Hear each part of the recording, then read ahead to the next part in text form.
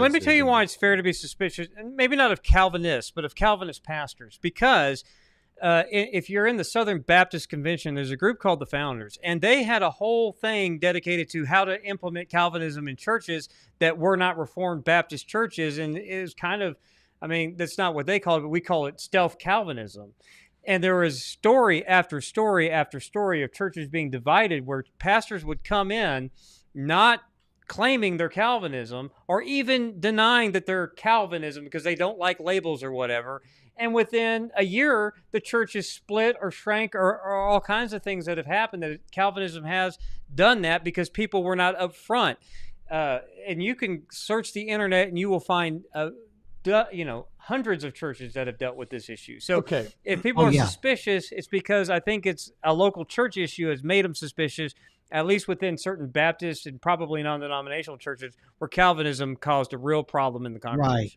Now, I'm going to go a step further than that and make some people really irritated, possibly the gentleman who asked the question.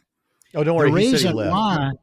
The reason why some of us are suspicious is because some Calvinists lie. Now, you may not like that, but I'm speaking from personal experience.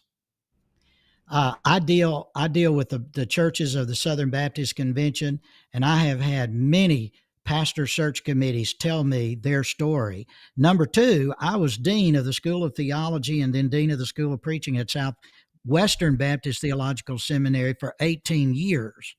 During that time, as a dean of the School of Theology, I sat in on the interview of virtually every person that was hired into the School of Theology. I dealt with people in those interviews who, when asked the question, do you affirm limited atonement, that Jesus died only for the sins of the elect? They would tell me, absolutely not. They get hired, and 3 months later, they're affirming limited atonement in the classroom.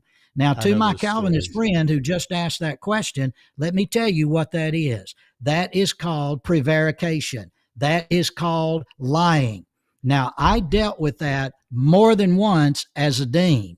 I've dealt with it dozens of times as someone who is a counselor to pastor search committees across the Southern Baptist Convention. So if you want to ask, why is there suspicion of some non-Calvinists toward Calvinists and then put your LOL on the end, then I'll give you 100 reasons why, because I've dealt with Calvinists who lie. Now, am I saying all Calvinists are liars? Of course not. Am I saying most Calvinists are liars? Of course not. Am I saying some Calvinists are liars? You bet I'm saying it, because I've lived it. Yeah, and there's enough of them to make people suspicious. A little leaven spoils the whole batch.